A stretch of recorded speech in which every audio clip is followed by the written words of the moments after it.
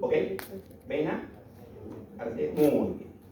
No, y la pelvis renal. Acuérdense que también la pelvis renal Sí, es para tenemos pelvis renal. La pelvis renal finalmente nos va a servir para excretar, acuérdense, ¿no? Ratito, chicos. Buscarla aquí.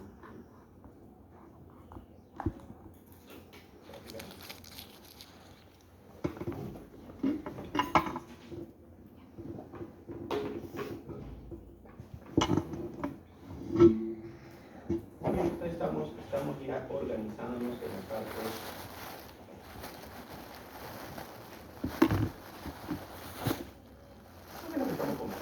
Muy bien, entonces nuestros riñones, ¿no? Acá está, ¿no? Que son la arteria renal, que decíamos que es una rama de la arteria aorta, que es una arteria grande.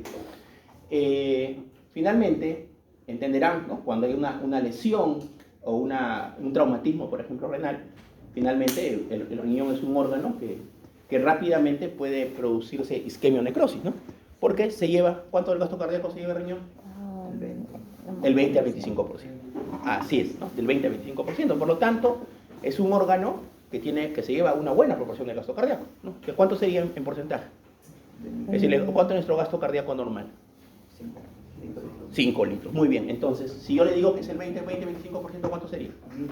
1200, 1250, exactamente, ¿no? Entonces, eso es importante, porque eso es lo que finalmente va a hacer la irrigación del riñón, ¿no? Y el riñón, por lo tanto, es un órgano bastante perfundido, ¿no? Bastante perfundido. Por lo tanto, una de las cosas que cuando nosotros tenemos alteraciones en la perfusión de los órganos, ¿no? Por ejemplo, un shock hipovolémico, ¿estamos de acuerdo? ¿Sí? Sí. ¿No? Un shock hipovolémico, un shock cardiogénico, ¿no? Un shock séptico, un shock distributivo, es decir, todo lo que de alguna forma nos haga a nosotros disminuir la perfusión de nuestro riñón, lo que va a suscitarse es que el riñón sufra, ¿sí o no? Esa perfusión. Y lo otro que sufre el riñón es porque, desgraciadamente, nuestro riñón no es un órgano vital. Es decir, si yo les dijera, si yo tengo un shock, ¿qué órganos trataría nuestro cuerpo de que no tengan o que no dejen de recibir oxígeno o perfusión? El cerebro. Exacto. El cerebro, muy bien. 2. El corazón, muy bien. 3. No. Las glándulas suprarrenales. Porque las glándulas suprarrenales, ¿qué van a producir? ¿Qué producen? Catecolaminas. Yo que necesito hormonas que lo que hagan es, de alguna forma, ¿no? Tenernos a nosotros en un estado adrenérgico para poder defendernos, ¿no? Por eso, como les digo, ¿no? A ustedes les he hecho el comentario, ¿no? Imagínense ustedes que están en el Parque de las Leyendas y les sale un león, ¿no? Ahí que van a tener, ¿qué sistema se activa? El adrenérgico, ¿sí o no? Porque van a correr como locos, su corazón va a latir, van a dilatar sus bronquios, y sus ojos, ¿cómo se van a poner? Sus pupilas dilatadas, ¿no? Entonces, acuérdense, ese es el sistema adrenérgico. Esa es nuestra defensa, ¿no? Eso es lo que tienen que recordar. De alguna forma el riñón, ahí viene, ¿no? El riñón de alguna forma sufre mucho por eso, porque finalmente, ¿qué hace nuestro cuerpo? Trata de que diferentes estructuras o órganos vitales finalmente tengan perfusión. El riñón, desgraciadamente, no. Otro que es la parte espláncnica, ¿no? Es decir, la irrigación de la parte abdominal, ¿no? Y la piel. Por eso que el paciente, ¿cómo está? ¿Frío o caliente? Frío. Frío, por lo mismo, ¿no? Es decir, es característico. ¿Por qué? Porque la perfusión se está yendo a los órganos vitales, ¿ya? Entonces, una de las cosas que sufre nuestro riñón, cuando de alguna forma tenemos, ¿no?, disminución de la perfusión del riñón o alguna lesión de esa arteria, ¿no?, porque finalmente eso también es algo malo, ¿no?, que a pesar que el riñón es retroperitoneal, no está muy fijado, ¿no? Es decir, su fijación prácticamente es eso. Entonces, un traumatismo fuerte, ¿no?, digamos en un accidente de tránsito, ¿qué va a hacer? Que este riñón haga esto. Y puede de alguna forma lacerarse, ¿no? La arteria puede lacerarse la vena y producir un tema de ruptura, en este caso, del riñón. Pero entiéndase de que generalmente, como el retroperitoneal, es un órgano más protegido, ¿no? A diferencia de los órganos que están en la parte anterior, ¿no? Por ejemplo, ¿cuál es el órgano que más sufre un traumatismo? El hígado y el vaso. El vaso, así es, pregunta de examen. Eso le van a preguntar en su examen y les van a preguntar en su examen de cirugía. El órgano que más sufre cuando hay problemas traumáticos es el vaso. ¿Por qué? Porque el vaso está así. El vaso es un órgano que está así. Imagínense, cualquier golpe que va a hacer, esto, ¿no? Es un órgano que fácilmente puede romperse o lacerarse, ¿no? Esa es la explicación. Entonces, si se entiende esto, pasen. Si ustedes entienden, es importante entonces el tema retroperitoneal o endoperitoneal, ¿estamos de acuerdo? ¿No? Más que todo en temas traumáticos. Sí. ¿Ah? Muy bien. Entonces, estos riñones, chicos, como ustedes ven, finalmente, ¿no? Los riñones tienen una distribución que está acá, ¿no? Que es la corteza y la médula. La corteza es la parte externa, ¿no? Y la médula es la parte interna. La función finalmente de la corteza y la médula no es que estén separadas, sino que finalmente los dos unen para finalmente tener una de las funciones. Y ahí va la pregunta. A ver, funciones de riñón, ya su compañera me había dicho. La pregunta era, estaba muy bien lo que habías dicho, Muso. Pero la pregunta es, esta función que tú has dicho, ¿de qué parte del riñón es? Y ahí va la pregunta que luego me había dicho. Es decir, ¿qué partes tiene el riñón? Ya, una es la corteza y la médula. Y al otro que tú has dicho, ¿qué es? A ver, ¿cuál es la unidad funcional del riñón? La nefrona. La nefrona, ya. Pero la nefrona está formado ¿de qué? De un ovillo de Exactamente. túbulos de ¿Qué es? ¿Cómo se le llama? Henle. Ovillo glomerular. ¿Qué son finalmente? ¿Qué son? Arterias. Es decir, son arterias. Es decir, el riñón está formado, el ovillo glomerular está formado de arterias, ¿no? Entonces, esa es una parte del riñón, el glomérulo, ¿no? Pero ¿qué más tenemos? Solamente tenemos el glomérulo. Tenemos la parte intersticial del glomérulo, ¿no? Es decir, todo lo que está al costado del glomérulo. ¿Qué tenemos? Esto, la irrigación, los vasos, la arteria, la vena, ¿no? Que es la parte irrigativa. ¿Y qué más tenemos? Doctor, El sistema, sí. y en la nefrona se divide en corpúsculo renal y sistema tubular. Exactamente, ahí está. Entonces, esto lo que has dicho tú es función de qué sistema. Lo acabas de decir ahorita, tubular. Tubular. Claro. La filtración, la reabsorción, la excreción. ¿Cuál le falta? Ayúdame. Secreción, expresión, filtración. Falta uno. Secreción. Acuérdense, todos nos memorizamos funciones, ¿sí? Ok, ahí lo vamos a explicar. Esos son funciones tubulares renales, ¿no? Porque ¿cuál es la principal función del riñón? La principal es formar la orina. Es lo básico. Pero no es solamente que yo tomo agua y sale la orina, sino que necesitamos una funcionalidad adecuada del riñón. Porque imagínense, ¿cuánto es nuestro gasto cardíaco por minuto? Chicos, bajen el volumen o pónganlo en mute. Ya, no te preocupes. ¿Cuál es, finalmente, a ver, cuánto es nuestro gasto cardíaco normal, para que se entienda? Los 5 litros. 5 litros por minuto. Imagínense, ¿cuánto orinamos al día? No, ¿cuánto orinamos al día? 1 litro. 1 litro. Ok, y ahí yo les digo lo siguiente. Es decir, nuestro riñón no deja de funcionar un segundo. Imagínense, ¿no? Entonces, ¿qué pasaría si yo no tuviera una buena funcionalidad del riñón? Imagínense. Si es que todo lo que, de alguna forma, todo el agua, o la sangre, o el plasma que pasara por el riñón, finalmente fuera orina. ¿Podríamos vivir? No. No, ahí está. Esa es una explicación importante, ¿sí o no? ¿No? Porque finalmente todo se filtra, pero todo o el gran porcentaje se reabsorbe. Ahí está la funcionalidad, ¿no? Filtración, reabsorción. Entonces, una de las funciones del riñón, ¿cuál es? La reabsorción. ¿Y cuánto se reabsorbe? El 99%. Solo el 1% se excreta, ya sea de agua o de componentes de excreción que pueden ser mayoritariamente productos tóxicos de nuestro cuerpo, ¿no? A ver, ¿qué productos tóxicos eliminamos? La urea. Muy bien, la urea, que es el metabolismo de qué? De la... ¿De qué? Ay, A ver, ¿de qué? Es importante saberlo, ¿sí? sí, lo tengo olvidado. Vamos a bioquímica, a ver, bioquímica. ¿Qué pasa cuando comemos proteínas? A ver, ustedes se van al restaurante, al Bajo y Vaca, y se comen una vaca. ¿Cuánto van a tener de proteínas? Muchas, ¿no? Sí. Ya, ¿qué pasa? ¿Qué hace cuando se digieren las proteínas? ¿Qué pasa? La producción la digestión de proteínas, lo que pasa, acuérdense que tienen que disgregarse. Y hemos visto digestivo. En Tenemos aminoácidos. la trixina, ¿no? ¿Sí o no? ¿Se acuerdan, no? La quimiotrexina, la todo degrada para que finalmente se formen aminoácidos. Y los aminoácidos que necesitan absorberse. ¿Sí o no? Finalmente necesitamos absorberlos en forma de aminoácidos. Desgraciadamente, los humanos, cuando hacemos hacemos el metabolismo de las proteínas y estos aminoácidos, las bacterias que se encuentran en el colon producen un componente que se llama el amonio. El amonio. ¿Y el amonio qué es? Es tóxico, es neurotóxico. Por ejemplo, en el cirrótico, ¿no? ¿Qué pasa con el amonio? Si no funciona el hígado, ¿qué pasa? No se puede convertir el amonio en urea. ¿Cómo se llama eso en bioquímica? Ciclo de la urea, ¿no? Entonces, ¿qué pasa en el cirrótico? Finalmente el cirrótico se le acumula amonio. ¿Por qué? Porque no funciona el hígado y no puede convertirse en urea. ¿Me entienden? Entonces, finalmente yo necesito, para producir urea, necesito proteínas, bacterias. ¿Qué más necesito? Hígado y riñón. Porque finalmente la urea se excreta. Y la urea también, si es que no la excretamos, ¿qué es? Es tóxica. Es tóxica. Por eso cuando hablamos en riñón, ¿cómo le llamamos? ¿Qué síndrome? Cuando tenemos afección de riñón, síndrome. Nefrótico. No, urémico, ahí está el nombre, ¿sí o no? ¿Por qué? Porque se acumula urea, ¿no? Porque finalmente lo que hace el riñón es excretar productos tóxicos, y la urea es un producto tóxico. ¿Estamos de acuerdo? ¿Sí o no? ¿Sí? ¿Quedó claro? ¿Sí? Ok. Entonces recuerden, si todos tienen que conocer todo el proceso, porque si no, ¿qué va a pasar? No van a entender por qué el cirrótico tiene elevación del amonio y por qué el renal, ¿no? El paciente renal tiene elevación de urea. ¿Sí? ¿Estamos de acuerdo? Muy bien, ¿quedó claro? Muy bien. Seguimos. Entonces, finalmente, hablábamos, es decir, uno de los productos que finalmente excreta el riñón, decíamos, era la urea, ¿no? Porque finalmente lo que hace es filtrarse la urea y se excreta. También se puede resolver un porcentaje. Está bien. A ver, ¿qué otro componente excretamos? A ver, metabolismo de las purinas. Bioquímica. No me acuerdo. Cuando yo hago metabolismo de las purinas. A ver, acuérdense. A ver. ¿Qué producimos? Ácido úrico. ¿Estamos de acuerdo? ¿Ya? Y si el ácido úrico se acumula en nuestro cuerpo, ¿qué patología podemos tener? La gota. Muy bien, está muy bien. Pero dilo fuerte, estás ahí diciéndolo. Díganlo, chicos, sin miedo. El mejor momento para equivocarse es este.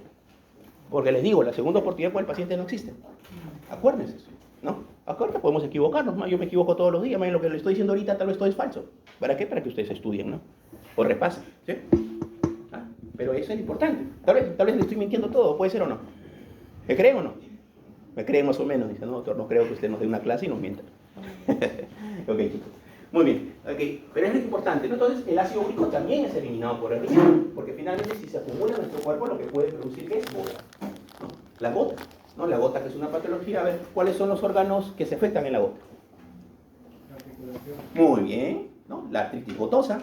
¿Qué más? La parte de la gota. El riñón también se afecta. Finalmente la gota no puede dañar directamente el riñón, es decir, el ácido úrico, ¿no? Cuando no se elimina. Muy bien, ¿qué otro producto? ¿Qué otro producto? A ver, ¿lo tienen ustedes? A ver, ¿cómo evaluamos la función renal? ¿Con qué variables o con qué exámenes de laboratorio? Con la creatinina. Uno ya lo conversamos hace un ratito, la urea. ¿Y el otro cuál es? La creatinina. ¿De dónde tenemos creatinina? ¿Del metabolismo de qué? ¿De qué? ¿Quieren decir no? Del músculo. Del músculo. Por eso que la creatinina, de alguna forma, es dependiente del músculo. Por ejemplo, les pongo un ejemplo. ¿Ustedes creen que la función renal, evaluando la creatinina, sea igual en un paciente joven que en un paciente adulto? No. ¿Mayor? No. ¿Quién tiene más músculo? El joven. El joven. Así es. Por eso la creatinina, de alguna forma, disminuye en el adulto mayor. ¿Quién tendrá más creatinina? ¿Un paciente bien nutrido o un paciente desnutrido? Un paciente bien nutrido. Un paciente bien nutrido. A veces los adultos mayores, desgraciadamente, tienen lo que se les llama la sarcopenia. Disminuye la capa muscular. El músculo, eso es fisiológico, desgraciadamente, ¿no? Porque el músculo, finalmente, lo que hace en el tiempo, ¿no? Y hace en el tiempo es disminuir la masa muscular, ¿no? Entonces, finalmente van a tener menos. Un paciente amputado. Un diabético, lo amputaron. ¿Tendrá la misma creatinina que un paciente no amputado? No. Entonces, hay variables, ¿sí o no? Es decir, la creatinina no es igual en todos, ¿sí o no? ¿Estamos de acuerdo? Porque puede haber variables. Si es dependiente del músculo, va a tener variables. ¿Estamos de acuerdo? ¿Sí? ¿Qué dudas? Muy bien. Y esto es importante. ¿Cuál es la parte aplicativa? En la fórmula. ¿Cómo se llama la fórmula? ¿Cuántas fórmulas tenemos para calcular la función renal? Hay como 20, ¿eh? ¿Cuál es la que más utilizamos? Creculia. Así es, Creculia. O la Cadigo, ¿no? Que son las dos que más se utilizan, ¿ya?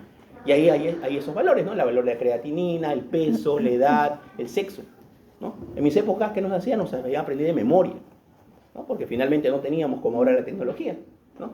140 por edad, por el peso, ¿no? Sobre 0, por 0.6, sobre 72.000, todavía me lo acuerdo. Esa es la fórmula. Pero ustedes tienen la facilidad de la tecnología. Yo nunca voy contra la tecnología. Yo les he dicho, cuando la tecnología no sirve, la utilizamos, ¿cierto? Así es. Ok. Muy bien, entonces, variables. Miren, como ustedes ven, hay muchos productos que tienen que ser excretados, porque finalmente son tóxicos, ¿no? Y ya tenemos ¿cuántos? 3, ¿sí o no? El ácido úrico, la urea, ¿qué más? ¿Qué me dijimos el último? La creatinina. Y productos de degradación de la hemoglobina, ¿no? La hemoglobina que cuando se degrada se puede eliminar, pero finalmente acuérdense que podemos tener hemoglobinuria, ¿no? Hemoglobinuria. Además, hay patologías de la hemoglobinuria, ¿ya? Muy bien. Exactamente. Okay. Entonces ya entendemos la filtración, ¿sí o no? Ya entendemos la excreción y ahora entendamos la reabsorción. Ya le hemos explicado un poquito en cuestión de la reabsorción.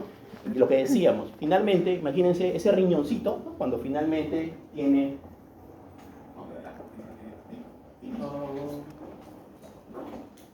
Acá nos quedamos, para poder entenderlo mejor. Entonces, imagínense ese riñón, que lo que tiene que hacer es que toda esa sangre, y nosotros multiplicamos 5 litros por minuto y lo multiplicamos por 24 horas, ¿cuánto sería? Imagínense. Ya solo imagínense, ya no, son 180 litros más o menos. Ok. Todo tiene que estar de alguna forma filtrado, pero que todo tiene que estar reabsorbido, imagínense. Entonces, ¿qué necesitamos? Que esos túbulos estén adecuadamente funcionales, ¿sí o no? Porque finalmente, si yo no tengo un túbulo adecuadamente funcionante, ¿qué va a pasar? No va a poder hacerse la reabsorción, ¿o no? Así es. Y estos túbulos generalmente se van a dividir en partes, ¿no? Este es el túbulo contorneado proximal, asa delgada de Henle, lógico, asa delgada porque es más delgada, asa ascendente de Henle o gruesa, ¿no? El túbulo contorneado está el túbulo colector. Si ustedes se dan cuenta, ¿dónde empieza la filtración? Acá, ¿no? ¿Y esto qué es? El ovillo glomerular. ¿Esto qué es? La cápsula de Bowman. Así es. ¿Esta qué es? Acá es su nombre. Bueno, menos la cápsula de Bowman. ¿Esto qué es? La arteriola aferente. Esta es la arteriola aferente. ¿Esta arteriola aferente de qué? ¿De dónde viene? ¿Es rama de qué? La arteria renal es la continuación. Aorta, ¿no? ¿Qué sigue? La arteria renal, las interlobulares, las arcuatas y finalmente, ¿cómo terminamos? En las arterias aferentes. Es decir, prácticamente esta parte de la irrigación del riñón va a depender de qué? De la presión arterial, ¿no? Sistémica, ¿no? Porque finalmente eso depende, ¿no? Entonces, si la presión arterial disminuye en nosotros, ¿qué va a pasar con la perfusión de la arterial aferente? Va a disminuir, ¿sí? Y ahí es donde sufre nuestro riñón. Ahí es donde sufre nuestro riñón. Muy bien, entonces, imagínense que esto sucede. ¿De qué pasa en el túbulo contorneado proximal? Acá está, ¿no? Que es la primera parte. ¿Estamos de acuerdo? ¿Sí? Es la primera parte de donde vamos a tener nosotros la reabsorción renal, que es una de las funciones tubulares. A ver, ahí va la pregunta. Estas son funciones tubulares. ¿Ya? Funciones tubulares. Es decir, la filtración, ¿qué más? La reabsorción, la secreción y la excreción son funciones tubulares. Porque el riñón no solamente tiene esas funciones, tiene funciones hormonales, por ejemplo, ¿no? También tiene funciones hormonales. ¿Sí? A ver. 3 funciones hormonales del riñón. ¿Qué levanta la mano? La eritropoyetina. Muy bien. A ver, ¿en qué parte del riñón se produce la eritropoyetina? Eso ya lo hemos hablado, ¿eh? Solo es para un recordante. Células intersticiales peritubulares. Como dice su nombre, peritubulares. Están los costados de los túbulos. ¿Cuál es el principal estimulante para la producción de eritropoyetina? La hipoxia. La hipoxia. Muy bien. Por lo tanto, las personas que viven en Cerro de Pasco, ¿cómo tendrán la eritropoyetina? Elevada. Muy bien. ¿Ya está bien? Eso es lo que tienen que ustedes analizar. ¿No? Esos son los casos clínicos que les ponemos, ¿ya? Que es netamente para que ustedes sepan. Muy bien. Otra función hormonal del riñón. A ver, sigamos. Degrada a la insulina. Muy bien. Pero no es tanto como una función hormonal, pero está bien, te entiendo la idea, está muy bien. Pero no es que, es decir, acuérdate, hormonal que produzca, la degrada, ¿no? Y eso es importante, porque, a ver, les voy a explicar. El riñón lo que tiene son las famosas insulinasas. Entonces, las insulinasas, ¿qué hacen? Degradan la insulina, ¿no? Porque la insulina, ¿qué es? ¿Cuál es su componente estructural de la insulina? ¿Qué es? ¿Es una hormona esteroidea? ¿Es una hormona peptídica? ¿Es una hormona proteica? Acuérdense, todas las hormonas. ¿Qué más? ¿Qué nos falta? Me falta una. ¿Cómo son las hormonas? Pregunta de fisiología, primer ciclo. ¿Cuál falta? Tarea. Ya, ok. Es una hormona proteica, ¿sí o no? ¿Por qué? Porque tienes aminoácidos. ¿Cómo está formada la insulina? ¿Cuántas cadenas tiene? Alfa y beta, acuérdense. ¿Unidas por qué? Por la proteína C, ¿no? Que es la unión de las dos. Así es. Entonces, acuérdense, el riñón de alguna forma puede filtrarse un poco la insulina y la degrada, ¿no? Es decir, la convierte en aminoácidos finalmente para que puedan de alguna forma reabsorberse, que después vamos a explicar un poquito más eso. Pero ¿qué pasa en el paciente renal? Que estas insulinasas disminuyen. ¿Por qué? Porque el riñón no tiene, es decir, se va deteriorando y disminuyen las insulinas. Por lo tanto, ¿qué va a pasar si yo de alguna forma disminuyo las insulinasas? Si no tengo, degradador de insulinasa, ¿qué va a pasar con la insulina? Va a aumentar, ¿sí o no? ¿Estamos de acuerdo? Porque no hay degradación. ¿Estamos de acuerdo, sí o no? ¿Todos estamos de acuerdo?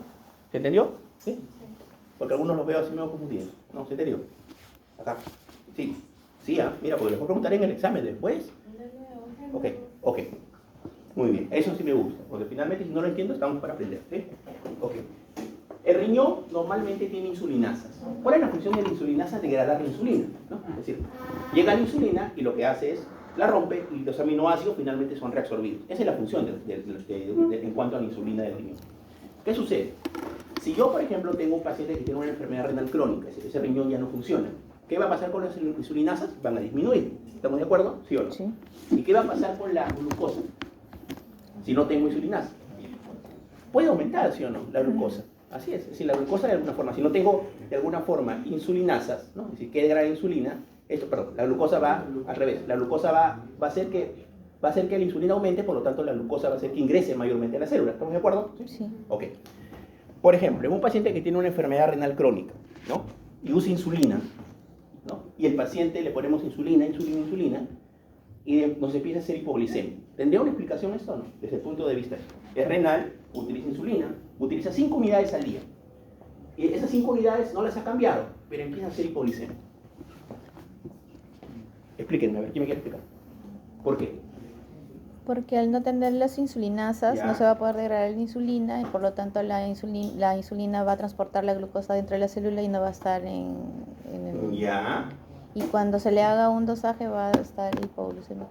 Ok, vamos a tener de alguna forma mayor riesgo de Disponibilidad. poder tener hipoglicemia. Hipoglicemia. Entonces, ¿qué pasa a veces con los pacientes nefrópatas?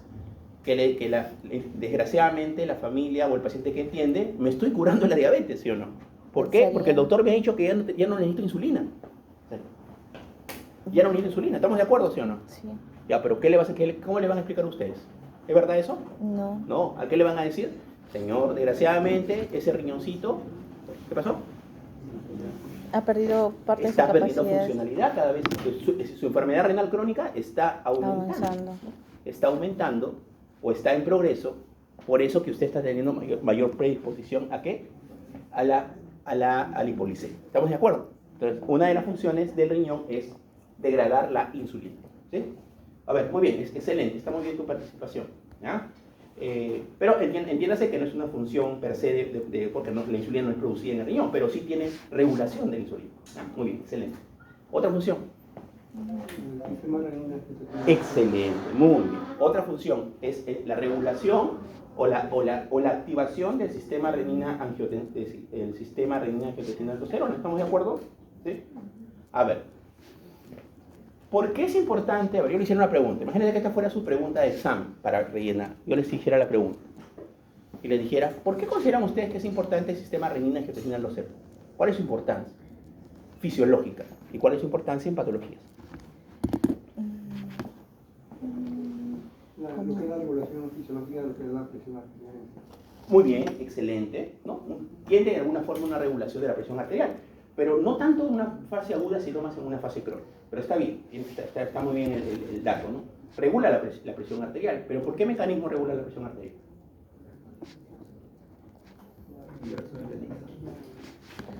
A ver, entendamos. Dos componentes. Sistema renina, angiotensina, aldosterona. ¿Qué más? ¿Estamos de acuerdo? ¿Algo me falta? Angiotensina 1, angiotensina ya, ok. Renina, angiotensina 1, angiotensina 2, aldosterona. ¿Sí o no? Ok. La aldosterona funcionalmente, ¿qué es? ¿Es vasodilatadora o vasoconstrictor? Funcionalmente, fisiológicamente. ¿Qué produce? Vasoconstricción, ¿sí o no? Así es. Por lo tanto, si produce vasoconstricción, la presión arterial, ¿qué es? ¿Vasoconstricción o no? ¿O es vasodilatación? Vasoconstricción, así es. Entonces, mucho de la explicación de la hipertensión arterial está relacionado con ¿qué? Con la angiotensina. Ya, ok. Pasamos a la aldosterona. ¿La aldosterona qué hace? ¿Cuál es su función? ¿Qué hace? ¿Dónde actúa y qué hace? ¿En qué parte del riñón actúa? En el túbulo colector. Muy bien. Función. Absorbe sodio con agua. Resorbe sodio y agua. ¿Y qué excreta? Perdón, ¿qué secreta? Ahí, a ver. Potasio y hidrogeniones. Acuérdense, esa es la relación. Sodio y agua, potasio y hidrogeniones. ¿Estamos de acuerdo? Muy bien, por lo tanto, ¿qué resuelve? Agua y sodio. Y si yo aumento la resorción de mi agua y sodio, ¿qué creen que va a pasar con mi volemia? Va a aumentar. Y si aumenta la volemia, ¿cómo será mi presión arterial? Aumentar. ¿Estamos de acuerdo? Así es, por eso lo que ha dicho su compañero tiene mucha razón. El sistema renina-angiotensina-aldosterona regula la presión arterial. Porque si yo tengo sobreestimulado, ¿qué voy a tener por la angiotensina? Vasoconstricción, y por la aldosterona, mayor retención de agua y sodio. Hipervolemia y vasoconstricción. Traducción, hipertensión arterial. ¿Sí o no? ¿Estamos de acuerdo? ¿Quedó claro? Sí. Muy bien. Entonces, ¿cuál es el principal estimulante para la secreción de renina? Porque finalmente la que se produce en el riñón es la renina. ¿Estamos de acuerdo? Ya ves, ¿cuál es el principal estimulante para la producción de la renina? A ver, ¿cuántos componentes hay para la estimulación de renina? Y ahí va a ir la parte explicativa. Ok, a ver, ¿cuál es la principal? A ver, hay tres, pero ¿cuál es la principal? Muy bien. Esta célula aferente que está acá, ¿qué tiene? Tiene varoreceptores. Acuérdense, ¿varo qué es? Presión. Entonces, cuando baja la presión en la arteriola aferente, acá, ¿no?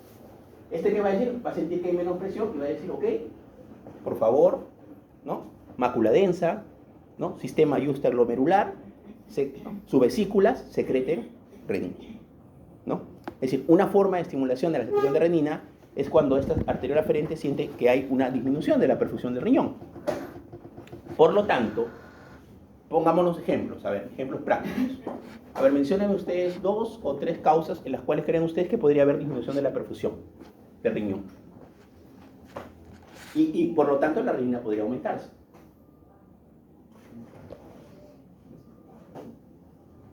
Ejemplos. Muy bien. Choque. Este choque. Ahí me pueden poner los 5 choques, los 4 choques que existen y sus derivaciones. Finalmente, todo el choque va a ser disminución de órganos y tejidos. Esa es la fisiopatología del choque. ¿Estamos de acuerdo?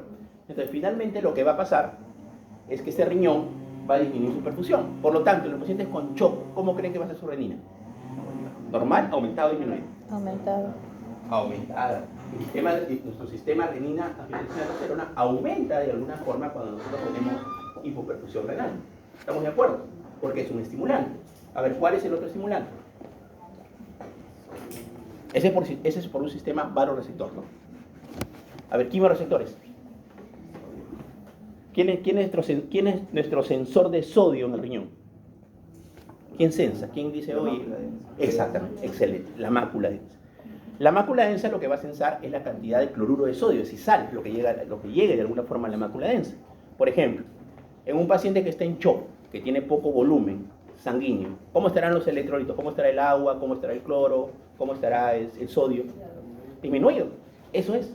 Esa es la estimulación que de alguna forma va a decir la mácula densa. Oye, está llegando menos sodio, está llegando menos, ¿no? Menos cloro. ¿Ok? ¿Hagamos qué? Que se secrete más renina. ¿Estamos de acuerdo? ¿Sí? Es la segunda estimulación. Es decir, puede ser por varoreceptores, quimioreceptores, disminución de la presión arteriola aferente o disminución del sensor en la mácula densa. ¿La tercera cuál es? El sistema, ¿qué sistema? Colinérgico, adrenérgico. El sistema adrenérgico, el sistema beta 1 también estimula la secreción, ¿no? El sistema beta 1 también tiene estimulación a la secreción de renina, ¿no? Después ya hablaremos un poquito más de los componentes. Ok, ya, segunda funcionalidad. Segunda funcionalidad. Uno es, ¿cuál? Ya dijimos, eritropoyetina. 2, producción de renina. 3, lo sumamos bien, insulinasa. Lo sumamos bien, ¿ya? Es decir, la insulina, degradación de la insulina. ¿Qué más? 4. A ver, les llega a la emergencia una abuelita que se fracturó. Fractura el riñón. ¿Relación o no? Les llega un paciente renal con enfermedad renal crónica avanzada y le dicen ustedes, el paciente tiene una calcinosis, ¿no? de las arterias, ¿no? Es decir, le toman una placa y las arterias están calcificadas, o le dicen ustedes que tiene el paciente dentro de una imagen, ¿no? Tiene una nefrocalcinosis renal. Okay. Entonces, ¿qué relación? Para entender de alguna forma la funcionalidad, ¿no? Para entender la funcionalidad, es decir, ¿cuál es la función del riñón con el calcio? ¿Qué relación tiene? El metabolismo. ¿Qué hace? Es la segunda hidroxilación. Muy bien, exacto, muy bien. Esa es la respuesta, la segunda hidroxilación. Pues finalmente, ¿cómo podemos nosotros fisiológicamente obtener el calcio? ¿Cuál es la forma de nosotros tener calcio? ¿Cuáles son las dos formas? Por La dieta, muy o bien. por ¿Y la otra? Por el uso del... Ahorita, de la- si me salgo a la calle, podré tener los rayos ultravioletas. Esas son las dos formas, es decir, por la Con la piel y vitamina por la D. alimentación. Pero finalmente, de estas dos formas, el hígado, lo que dice su compañero, va a haber una primera hidroxilación. Pero ¿qué pasa? Esta es una vitamina D que no es activa, es decir, no tiene funcionalidad fisiológica. Por eso tiene que ir al riñón y finalmente por una enzima que se llama, ¿cómo se llama la enzima? Pregunta examen, hay otro Silva le va a preguntar. ¿Ah? 1-alfa hidroxilasa. Lo que hace es convertir la vitamina D2 en vitamina D3 y cambiar de nombre, se llama calcitriol. Y el calcitriol es la vitamina D que finalmente va a tener la funcionalidad.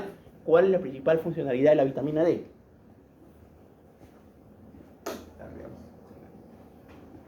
La principal función de la vitamina D. Ayuda a la absorción de calcio en el intestino. Ahí está. Entonces, ¿qué va a pasar si de alguna forma me falla a mí mi riñón? ¿Qué voy a tener problemas con el calcio, sí o no? Claro, puedo tener problemas de hipocalcemia, ¿sí o no? Porque finalmente no voy a tener la producción, ¿no?, de la vitamina, del calcitriol, que es importante para la absorción de la vitamina D, ¿no? Y finalmente la vitamina D va a ser importante ¿para qué? Para la absorción del calcio a nivel intestinal. ¿Dónde se absorbe el calcio? Ahí el otro Silva va a poner, el otro examen ponemos hierro, absorción, así para que, porque están en Serapio, ¿no? Sodio, cloro, ahí les vamos a poner ahí, todos los electrolitos ahí no se absorben, el agua, ¿está bien o no? Pregunta el primer ciclo ahí para que a ver si responden. ¿Dónde? En el duodeno, el hierro, el calcio, ¿qué más? El ácido fólico, ¿no? Duodeno y ayuno proximal.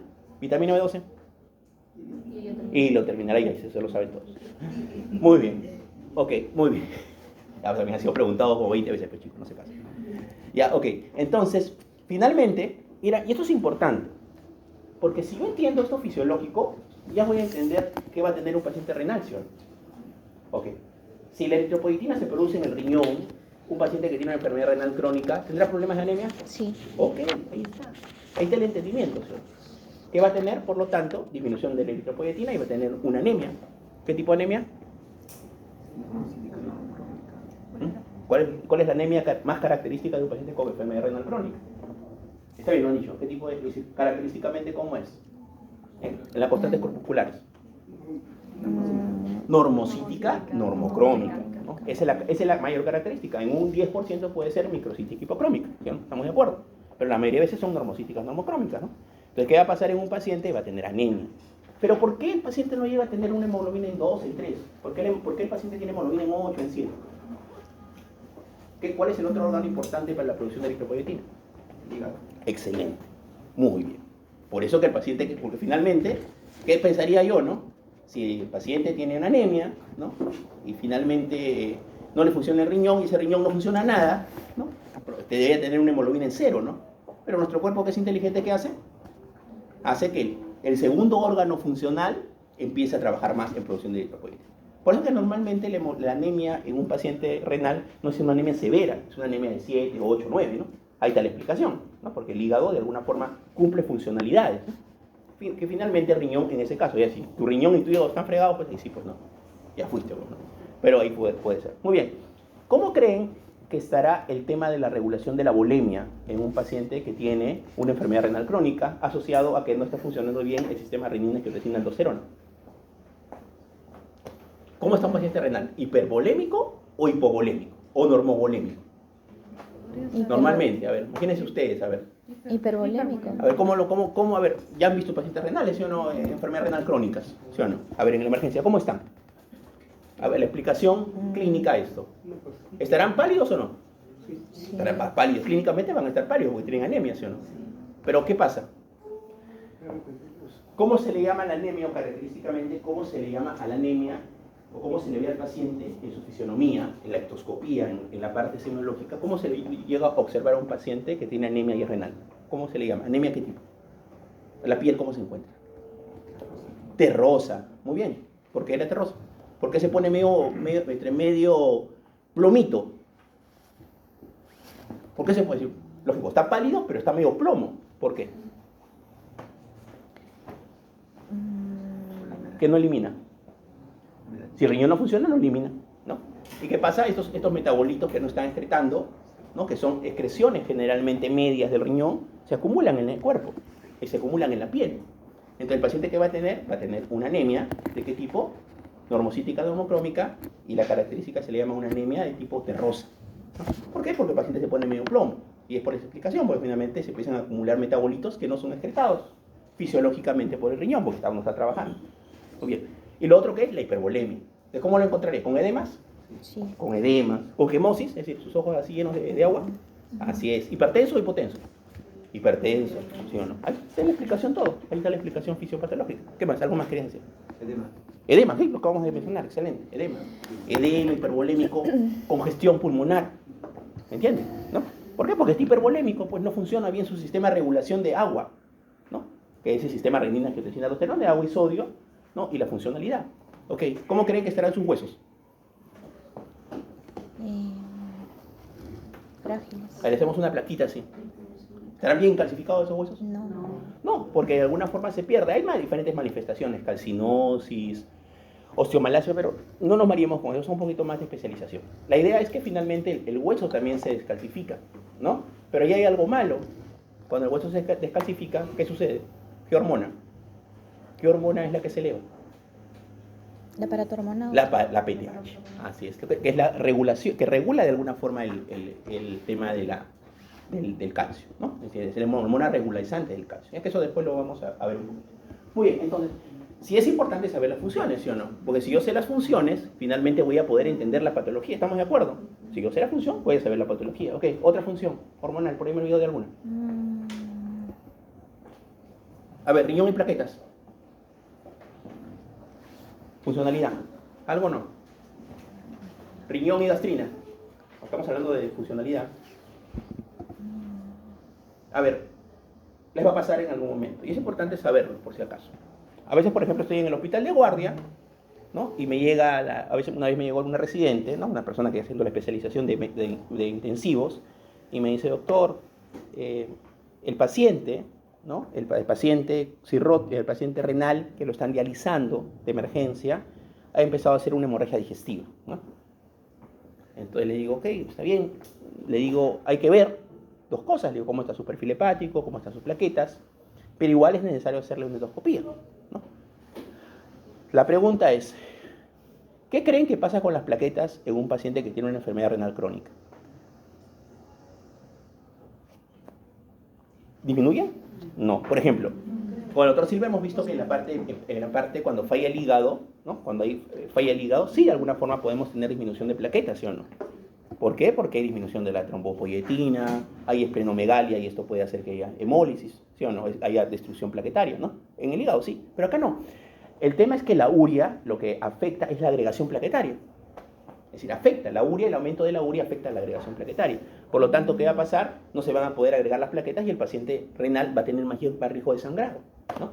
¿Cómo solucionas? Dializándolo. ¿Para qué? Para que baje la urea y esas plaquetas se puedan... Entonces tienes que decirle ahí inmediatamente a tu residente que le hubieras dicho, tenemos que dializarlo urgentemente, previa estabilización, porque si está en shock no lo vas a dializar, lo estabilizas y finalmente ya de alguna forma lo dializas y el tema de las plaquetas se va a solucionar.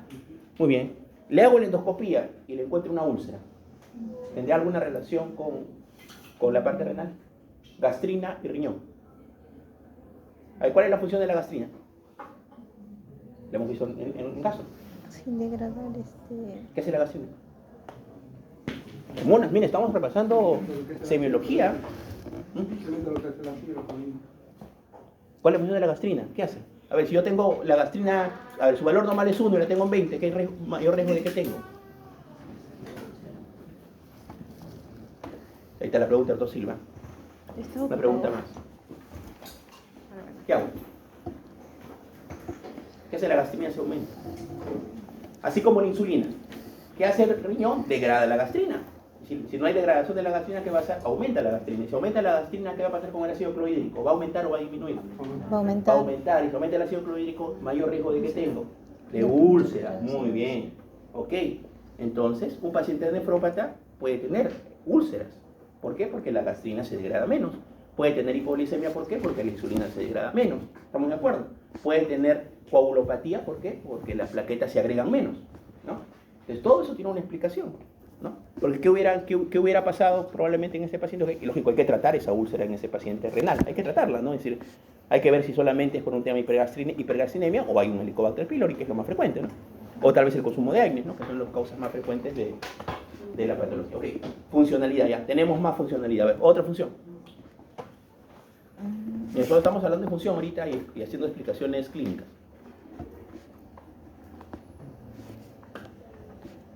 Más, a ver, otra.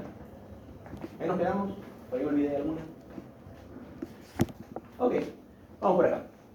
Entonces, fisiológicamente, ¿qué sucede? Nosotros tenemos, a ver, ¿qué porcentaje fisiológicamente tenemos de agua? Es decir, el mayor componente en nuestro cuerpo, ¿qué es? Agua. Agua. ¿Cuánto es? 70%. ¿70? Mucho. ¿Quién tendrá 70? ¿El niño? ¿El adulto o el abuelito? ¿Quién tendrá más agua? El niño. El niño, ¿por qué? Por superficie corporal. Nada más, siempre. Es más chiquito. ¿Sí o no? Tiene mayor cantidad de agua. ¿Sí o no? Y menos. El adulto, lo normal. ¿Y el adulto mayor cómo estará con su agua? Pues ya dijimos que el adulto mayor, ¿qué tiene? Menos. Sarcopenia, menos masa muscular. ¿Cómo estará su agua? También reducido. Reducida, ¿por qué? ¿Qué hace el adulto mayor? A ver, ¿qué nos pasa a todos fisiológicamente? A ver, va pasando los años y cómo ven a su papá. Al que no se cuida, no hace ejercicio. ¿Qué le va creciendo? La barriga. La barriguita. Lógico, aumenta la grasa. El adulto mayor tiene más cantidad de grasa que de agua.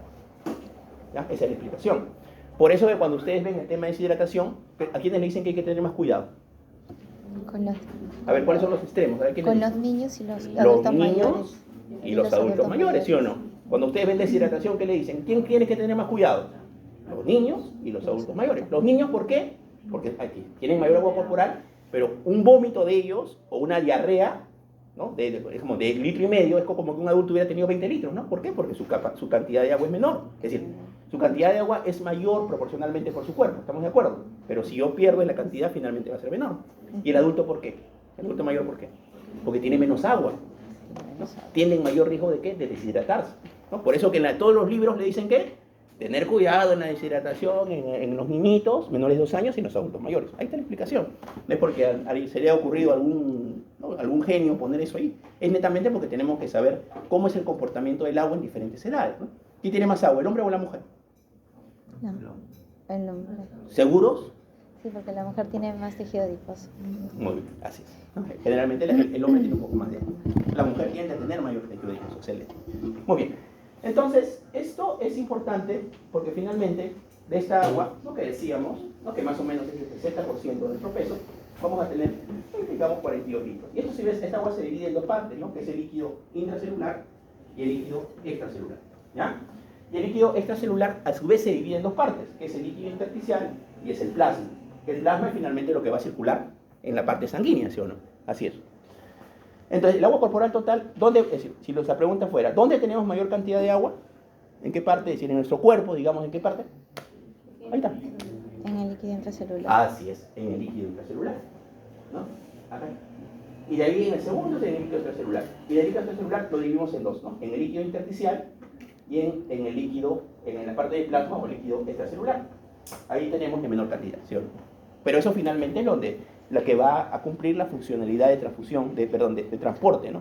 La sangre, ¿no? Acuérdense porque el plasma, ¿el plasma qué es? ¿Qué tiene el plasma?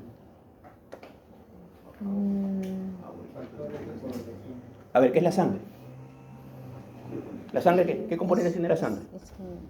Acá dice plasma nada más. Plasma y célulaformes, el hematocrito, ¿no? Y el plasma, ¿no? ¿Cuánto es nuestro hematocrito normal? ¿Cuánto? ¿Cuánto es nuestro hematocrito normal? 33%. No, 36. Pocacho. 33. Pocacho. Tampoco. Me he equivocado. ¿Cuánto es? 45. ¿De cuánto es nuestro plasma? El restante. 55. Eso es. Entonces, más o menos, nuestro plasma es 50. Eso también es importante para cuando veamos la funcionalidad renal, para hacer el cálculo. Muy bien, ok. A ver, este paciente renal que tiene edema, tiene edema 3 cruces. ¿Dónde tiene mayor cantidad de agua? En el intersticial, en el extracelular, ¿no? En el intracelular ¿En el intersticial o en el plasma? Un paciente con edema generalizado, un paciente en anasarca. ¿Dónde tiene más agua? En el extracelular. ¿Dónde? A ver. A ver, ¿qué me define edema? Intersticial. Muy bien, exactamente. El agua, acuérdense, normalmente, ¿el edema es algo fisiológico? No. No, es algo anormal. ¿Quién regula o qué ley regula de alguna forma la regulación de los movimientos del agua? La presión osmótica. Muy bien, es claro. Esas son las presiones, pero ¿cómo se llama la ley? No, Frank Starling es la ley de la precarga. Está bien. Te suma un nombre. Starling. Así es. Finalmente, acuérdense que debe haber un equilibrio entre en lo que es la presión hidrostática y la presión oncótica. Eso acuérdense que ustedes lo han llevado en fisiología. Acuérdense, la parte de regulación. Regulación por osmolaridad y regulación por presiones, ¿no? Que eso después lo vamos a ver, ¿no? La parte de presiones es por eso. Entonces, el edema generalmente se va a producir cuando se altere de alguna forma estas presiones, ¿no? Ya sea aumento de la presión hidrostática o disminución de la presión oncótica. ¿Qué componente da la presión oncótica en nuestro cuerpo? La albúmina. Muy bien, así es, ¿no? Entonces, finalmente, el agua cuando se acumula, o tengamos que acumular, ese es decir, nuestro líquido intersticial es el que aumenta en un paciente edematoso, ¿ya? Es decir, el agua, por lo tanto, el agua finalmente no va a estar adecuadamente, es decir, no va a estar bien en el plasma, o no va a estar, o puede haber mayor cantidad, ¿ya? Muy bien, acá está el tema del plasma, lo que decíamos, esto es la distribución de acuerdo a los electrolitos, ¿no? Por ejemplo, simple, a ver, ¿cuál es el electrolito más abundante en el plasma? De todos, ahí está la distribución. En la parte extracelular. El sodio, el catión más importante. Acá, miren, acá cómo está el sodio. ¿Quién es el mayor acá? El potasio. Así es. Por lo tanto, eso tiene ahí la explicación. El principal catión extracelular es el sodio y el principal catión intracelular es el potasio, ¿no? Que eso también tiene algunas implicancias clínicas que después lo vamos a ver, ¿ya? Muy bien. Esto ya lo habíamos visto. Acá está. Para recordar, tal vez me olvidé de una. Regulación de la hipertensión arterial, esta función, ¿ok? Depurar la sangre, productos metabólicos endógenos y exógenos, lo hemos explicado, también mantener el equilibrio. Eso nos hemos olvidado. Ok, muy bien. Acá está, ¿no? Función endocrina. Vitamina D, lo conversamos. EPO, lo conversamos. Sistema nervioso, lo conversamos. Ok, no hay más que conversar. Regulación ácido básico. A ver, ¿ustedes qué creen? Que normalmente cuando hay metabolismo celular, ¿producimos ácidos o no? Fisiológicamente. Así es lo normal. Es decir, todo metabolismo celular produce ácidos. Los ácidos son tóxicos para nuestro cuerpo. Entonces, lo que hace inteligentemente nuestro cuerpo es tratar de eliminar los ácidos. ¿Y cómo eliminamos ácidos mayoritariamente? Fisiología. A ver, ¿cuál es la forma de eliminar ácidos más rápido en nuestro cuerpo? A ver, ¿cómo regulamos el aumento de ácidos en nuestro cuerpo? Fisiológicamente. Normalmente nuestro cuerpo produce ácido. Primer punto. ¿Estamos de acuerdo? El metabolismo celular. Ahí tengo hidrogeniones. ¿Qué hace nuestro cuerpo? ¿Cuál es nuestro primer sistema de compensación? ¿El sistema bajo? Imagínense ustedes a ver un paciente que hace una hipoperfusión, ¿no? Por un shock, llega a la emergencia, aumenta su ácido láctico, ¿no? Un ejemplo. Rápidamente, finalmente, ¿no? Se controla el tema de shock, se le pone, ¿no? Cloruro, se le pone vasopresores, se compensa. El lactato estaba en 8 y el lactato estaba en 4. ¿Qué creen que pasó inicialmente con este lactato en 8? ¿Qué trató de hacer nuestro cuerpo? ¿El lactato es un ácido, estamos de acuerdo? Sí, es un ácido. ¿Qué trató de hacer nuestro cuerpo? Compensar, así fisiológicamente o fisiopatológicamente, porque ya hay enfermedad, lo que trata de hacer es compensarla, ¿sí o no? Entonces, ¿cuál es nuestra primera barrera de compensación cuando hay acidosis? El bicarbonato. Ok, ¿pero de dónde? No. Celular. El bicarbonato celular. Nuestra primera forma. ¿Quién se va a defender de la acidosis? La célula primero, pues, ¿no? ¿De qué va a decir? Ok, actúa el bicarbonato celular. La hemoglobina. La hemoglobina también regula de alguna forma la producción de ácidos, ¿no? Es la primera parte. ¿Cuál es la segunda forma de defendernos de la acidosis? Muy bien, excelente. ¿Qué hacemos? ¿Qué eliminamos? CO2, excelente, ¿no? Porque CO2 es un ácido, ¿no? Entonces, ¿qué hacemos nosotros cuando estamos ácidos? Empezamos, si quiero eliminar CO2, ¿qué hago? ¿Hiperventilo o hipoventilo? Hiperventilo. ¿Cómo va a estar nuestro paciente? Acuérdense, la cetoacidosis diabética, la respiración de Kussmaul, ¿no? Es una respiración compensatoria por la acidosis, ¿no? Se llama polimnia, ¿no? Ahí está respirando nuestro paciente. ¿Para qué? Para eliminar el ácido en exceso que tenemos, porque finalmente acuérdense que tenemos una enzima muy importante que es la anhidasa carbónica. ¿Qué hace? Junta el CO2 ¿con qué? Con el agua. No, perdón, junta el agua con el bicarbonato. ¿Para qué formar? No, perdón, los hidrogeniones con el bicarbonato para formar CO2 y agua. El agua la podemos eliminar por el riñón, un ejemplo, y el CO2 como lo eliminamos respirando. ¿Estamos de acuerdo? ¿Sí? Entonces, esta enzima es valiosa. La anhidasa carbónica es valiosa porque finalmente la anhidasa carbónica pasa. Nos va a poder, de alguna forma, convertir estos excesos de hidrogeniones, juntarlos con el bicarbonato, ¿no? Formar ácido carbónico y finalmente formar CO2 y excretarlo. ¿No me entienden? Sí. Esa es la forma de defendernos de la acidosis. ¿Y a la tercera forma cuál es? Así es. Pero es una forma tardía. Hay dos formas. A ver, ¿cómo creen ustedes que actuaría nuestro riñón en una acidosis? ¿Qué haría? Muy bien. A ver, ¿qué dijiste? Ok. Trata de producir más bicarbonato. ¿Dónde? ¿Dónde se produce el bicarbonato en el riñón? ¿En qué parte tubular? A ver, Mixu, ayúdame.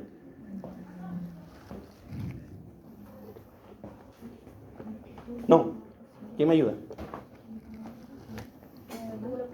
Excelente. En el túbulo contorneado proximal. Ahí tenemos la facilidad de hacer dos cosas. De producir nuevo bicarbonato o a reabsorber el bicarbonato. La mayoría de bicarbonato que reabsorbemos, lo reabsorbemos ahí, o también con la anhidasa carbónica fusionamos, o producimos más bicarbonato. ¿Me entienden? Esa es la funcionalidad. ¿Y lo otro qué era? ¿Qué elimina? Muy bien. ¿Estimulando qué hormona? Ya lo hemos dicho hace un ratito. No. ¿Qué hormona dijimos que iba a eliminar hidrogeniones? La aldosterona. Acuérdense. La aldosterona. Es decir, y eso más que todo es en el túbulo contorneado, el colector, ¿no? Que ahí es donde de alguna forma vamos a empezar a eliminar los hidrogeniones. Ese es nuestro mecanismo de defensa. Producimos más nuevo bicarbonato, reabsorbemos más nuevo bicarbonato o eliminamos hidrogeniones. Pero ¿qué pasa? Eso desgraciadamente es una fase tardía. Al segundo o tercer día de la acidosis, ¿no? Al segundo o tercer día de la acidosis, no es rápidamente, ¿ya? Entonces, eso es lo que normalmente ustedes van a ver en la parte del equilibrio ácido-básico. Entonces, el riñón regula la pregunta sería, ¿no? ¿Tiene alguna funcionalidad el riñón en la regulación del equilibrio ácido-básico? Sí. Respuesta, de forma tardía. ¿Cómo? Produciendo más bicarbonato, ¿no? Reabsorbiendo más bicarbonato o eliminando hidrogeniones, ¿no? Porque finalmente eso es lo que queremos, ¿sí o no? ¿Estamos de acuerdo? ¿Sí? Y muy bien, su compañera nos ha aportado muy bien esa funcionalidad del bicarbonato en el túbulo contorneado proximal, y la excreción de hidrogeniones o la secreción de hidrogeniones con excreción va a ser más que todo en el túbulo colector, ¿ya? Túbulo colector, excelente. Hidroelectrolítico, ok. Es decir, ya dijimos, ¿no? El sistema renina, angiotensina, aldosterona que regula. ¿Qué electrolito regula? ¿Cuáles son los más importantes? El sodio y el potasio, ok. Por lo tanto, el sodio, ¿no? El sodio que pasa por todo lo que sodio que es filtrado, casi todo el sodio se reabsorbe. El 99% del sodio se reabsorbe, solo el 1% se excreta, imagínense. Todo se reabsorbe. ¿Dónde mayoritariamente? ¿Dónde tenemos mayor reabsorción de sodio en el riñón? A ver, ¿qué les he dicho? Con los que hemos llevado a través del curso anteriormente. Eso es fácil. Porque solo tengo que decir túbulo contorneado proximal. Nada más, porque ahí se resuelve toda la gran proporción, o la mayor proporción, ¿no? El sodio se resuelve ahí en mayor proporción, ¿no? Todo el agua, el sodio, la glucosa, los aminoácidos y todos los diferentes componentes. Ahí no es muy difícil la respuesta, ¿no? Como el doctor Silva también creo que les ha dicho ahí. Sigue eso, ¿no? ¿Dónde se resuelve? ¿Dónde mete la glucosa? Túbulo contorneado proximal. El sodio, túbulo contorneado. No hay otra opción porque ahí es donde se resuelve. Más que todo el 65% del sodio se resuelve ahí. De ahí en la asa de Henle más o menos 25 y lo restante ya en la parte final a necesidad, ¿no? A necesidad, ya que eso lo vamos a ver. Y lo otro es el potasio. El otro es el potasio, ¿no? Porque finalmente lo que hace el sistema renina-angiotensina, ¿qué es reabsorbe o excreta potasio. O secreta. Secreta y excreta potasio, ¿no? Por el tema de los intercambios, por el intercambio, ¿no? De los cuales son, ¿cómo se llaman las bombas que de alguna forma estimulan? El ENAD y el RONCA. El ENAD y el RONCA, acuérdense, ¿no? Que finalmente van a producir la funcionalidad para reabsorber sodio, ¿no? Fisiológicamente con la aldosterona y eliminar potasio, ¿sí o no? Entonces, si de alguna forma un paciente renal, ¿no? Un paciente renal donde esta aldosterona no trabaja adecuadamente, ¿cómo creen que va a ser el potasio? ¿Va a tender a aumentar o va a tender a disminuir? ¿Cuál es nuestro órgano que más excreta potasio? El riñón. ¿Sí o no? Entonces, si el riñón falla, ¿qué va a pasar con el potasio? Va a aumentar, así es, la hipercalemia. ¿Entienden? Es decir, el riñón tiene esa funcionalidad de poder reabsorber de alguna forma, no, pero en excretar el potasio. Entonces, cuando va declinando la función del riñón, así vamos a poner un ejemplo, va cayendo la función del riñón, ¿qué pasa con el potasio? Va aumentando. Así es, aumenta. ¿Qué pasa con la acidosis? Lo mismo. Cuando el paciente va declinando su función renal, ¿qué pasa con los hidrogeniones si no pueden excretarse? Van aumentando, van aumentando, van aumentando. ¿No? Esa es la relación. Por lo tanto, ¿qué es lo más temido en un paciente que tiene un problema renal crónico? La acidosis y la hipercalemia. Ahí está la explicación. Decae uno, aumenta el otro. Decae uno, aumenta el otro. Por eso que cuando tienes un problema renal y llega el paciente renal, ¿qué te dicen? Toma un LAGA, mírale cómo está el potasio. Porque eso se muere, el potasio mata, ¿estamos de acuerdo? El potasio mata, ¿sí o no? Y la acidosis mata, las dos matan. ¿No? Entonces necesitamos monitorizar eso, pero acuérdense, tengo que recordar la funcionalidad para entender finalmente cómo estas alteraciones fisiológicas finalmente van a repercutir en el paciente. ¿Sí? Muy bien, chicos. Voy a poner una agüita. ¿Descansamos 5 minutitos, sí? Ya, porque creo que es mucho importante.